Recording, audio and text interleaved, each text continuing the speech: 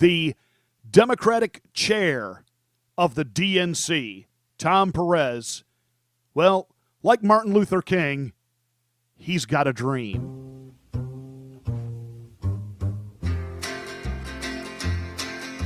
Sweet dream, baby. Yes, the Dreamers. Why are we leaving the Dreamers behind? Why are we not doing more for the Dreamers? The Dreamers are just as American as his kids. No, I'm not kidding.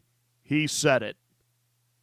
He went on the Morning Schmuck Show. You know, Mr. Magoo, the guy with the really big glasses that just married the pole dancer, Mika Brzezinski.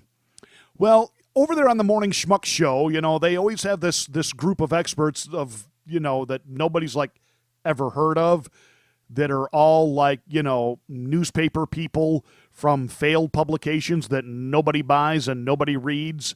And then you've got, you know, businessmen wannabes like Donald Trump who hate Donald Trump because he's successful and they aren't, like Donny Deutsch. Tom Perez was on the Morning Schmuck Show, and it got very interesting. Well, I think leading with our values, I mean, what I find, Willie, to be remarkable about Donald Trump is that unlike, say, Barack Obama, I remember 2010 because I was working the administration. I think his words were, "We got shellacked." Yep. And he approached the aftermath with a healthy and important and indispensable dose of humility. Ciccolini here may talk like an idiot and look like an idiot, but don't let that fool you. He really is an idiot. So Tom Perez says that, why, President Obama, he just showed such great humility after the 2010 midterm shellackings. Well, he should. He lost 85 seats. He took the record away from Dwight D. Eisenhower. 1958, Dwight Eisenhower lost 83 seats in the Congress. Barack Obama, POTUS 44, lost 85 seats between the House and the Senate. Now, what are the results for 2018? The Republicans lost 39 seats in the House. Control now goes to Nancy Botox Pelosi. In the Senate, well, before the midterms, the Republican advantage was 59-49 for the Democrats. After President Donald J. Trump hit the campaign trail for key Republicans running for the Senate, 53 Republicans, 47 Democrats.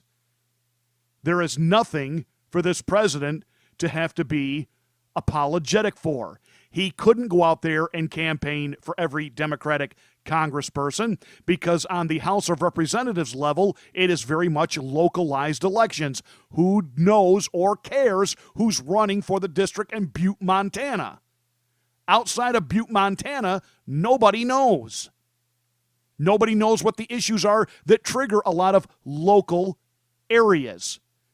Democrats won by, well, let's see, in California, all kinds of interesting rigged redistricting, which is something they always accuse the Republicans of, yet it's the Democrats who have raised it to an art form. So that said, Mr. Perez, what else is it that you would like to say to the president? Here, what we see from the Republicans is just doubling down on what they were doing before the election, the politics of fear, the politics of division. Wait a minute. Whoa. Who is it that engages in division, fear, hatred, stirring up riots, turning people loose in the streets to basically bring anarchy? That's the Republicans? No, I'm sorry. They go to work every day. It's the liberals and the leftists and the wannabe socialists waiting for the next handout, the ones that try to engage in mob rule. But Michelle says that, when they go low, we go high. No, when they go low, we kick them. Vote you out! Vote you out! Vote you out! We're the babies, Vote you Mitch. out! Yeah, we know where you live, too, Mitch. We know where you live. Vote you out! Yeah! We know where you live, Mitch. Abolish ICE! And if there's some collateral damage for some others who do not share our view, well, so be it. What was it that Maxine Badwig Waters said? Don't let them go into a restaurant. If you see them pumping gas, if you see them at their store, get in their faces. Get in their faces. Get in their faces. Who is it that's bringing division? But that was not the most colossally, brilliantly stupid thing that Tom Perez said on the Morning Schmuck Show. No, he saved this little gem for last. And so moving forward, I think what we have to do is continue to be good listeners, continue to deliver on the promises that we made. I think our dreamers are every bit as American as my 3 U.S.-born kids. I think our dreamers are every bit as American as my 3 U.S.-born kids, and it is. I think it's an economic imperative and a moral imperative to fight for them. So that's what we're going to do. And now you heard it, right? I even rewound the tape. You heard him say, "Dreamers." That would be illegal immigrant kids that are now adults living here, who have done nothing to make themselves become legal, other than they just want to be granted amnesty, that dreamers are just as much American as his kids. Now, my first reaction was, what is he out of his mind? And then I realized he really just told us exactly where he and the liberal left are coming from. They hate this country so much. They despise American exceptionalism so much. They absolutely detest this idea that America should be great, should be number one in the world.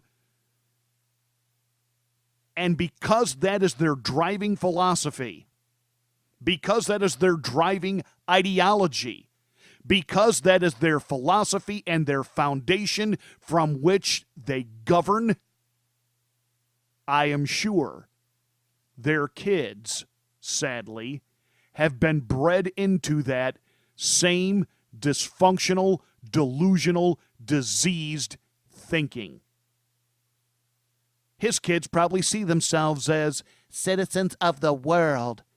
We're citizens of the world. This is a bunch of globalistic crapola on one level, and on the other level, it's this. With this incredible economy that we have right now, and we even had people on the political right, quote unquote, the so-called conservative Republicans, the GOP of the Bush crime family, the GOP of the Rockefellers, the GOP of the Koch brothers. Why we have to have these illegal, undocumented people here. For the Republicans, it's cheap labor. For the Democrats, it's free votes. We brought you here. We love you. We're taking care of you. Vote for us. We will control you. That's how those two groups, which are really part of the same swamp, see this. But see, the problem is you have now the Trump economy. And the Trump economy works. And people are working. And their standard of living is rising because wages are going up. And it is now an employee's market out there. Employees can now set the terms for, salary, wages. You're watching minuscule jobs raise the pay raise now because not they were mandated to by Congress for a $15 guaranteed minimum wage. No, nay. But good old free market capitalism has dictated that if you want employees, you're going to have to pay more. Because those employees can now work at other places doing other things for more money. And they're in demand. They are in want. They are now in the driver's seat. The same is true with all of this climate hogwash. At some point, do I think that certain aspects of technology could overtake the way we do certain things now? Probably. Absolutely.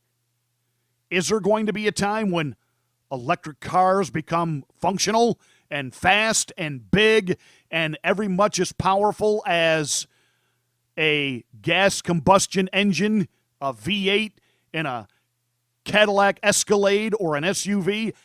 In my mind, I don't see that happening. But it could happen, and not because a Barack Obama or a wingnut out of New York, what is her name? Alicia Cortez, Venezuela, whatever her name is. Alexandria Cortez Ostesios.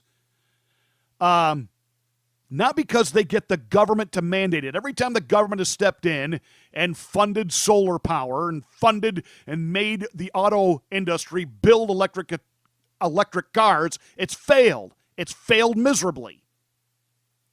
But if you let competition, free market capitalism and competition, you just let the technical, creative people within those industries turn them loose, and they will not only want to be first, they will want to be best at it. That's how it works. So will we see a day when there is renewable energy? Yeah, I think so. But not because it was by a government mandate, not because the government had invented it. Let's think back to all the great inventions that the United States has led the world in. Was there a government program that funded Thomas Edison? Was there a government program that funded Alexander Graham Bell? Was there a government program that funded the Wright brothers, Henry Ford? Shoot, there wasn't even a government program that funded Steve Jobs or Bill Gates. Look what the individual can do when the individual is turned loose. But yet, despite all of that, despite the overwhelming historical record of what has been created in this great country by free people who, yes, they failed, and yes, there are businesses that bankrupt and go bust every day, and inventors we've never heard from because their products didn't catch on, didn't work, or nobody wanted them. Yes, that happens. But life is better. This planet is better. Other countries are better because of the innovation, the ingenuity, and the inventions of the United States of America from free people who were not subsidized. They were simply left alone, and they made it happen. Can anybody point to the great inventions that have come out of oppressive communism? Wingnut socialism? Yeah, exactly. None. Other than things like the energy-saving toilet. Because, yes, it's very important that we can serve water when trying to flush crap down the commode. That's liberalism. Period. Boom. Done. And I can't think of a better person to lead the Democratic Party now than Nancy Botox Pelosi in the House, and apparently this other dipwad, Tom Perez, leading the DNC. 2020 can't come fast enough.